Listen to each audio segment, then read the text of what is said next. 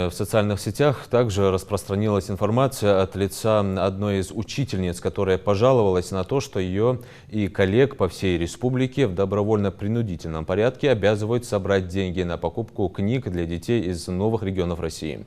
В региональном министерстве образования эту информацию опровергли, заявив, что деньги на приобретение книг для детей из подшефного Токмакского района выделяются из регионального бюджета, но никак не посредством поборов с учителей.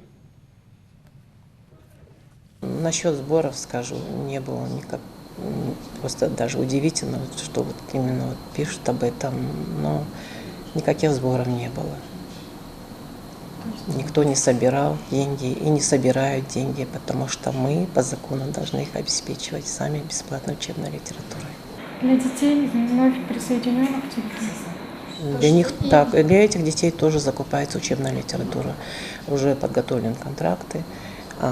Подшефной территории я имею в виду. Для них тоже сделан заказ, заявки сделаны для этих детей. Для них тоже приобретаются учебники за счет регионального бюджета. При этом в рамках акции «Собери ребенка в школу» желающие могут собрать художественную литературу для жителей новых регионов России. Однако эта акция носит добровольный характер. Насчет того, что идет разговор, и в Инстаграме там есть какое-то обращение, то, что с учителей собирают деньги на приобретение художественной литературы, и вообще какие-то поборы проводятся в школе, я могу сказать про свою школу, что никакие поборы никогда у нас в школе не проводились, потому что это есть коррупционная составляющая, поэтому на это у нас табу полное.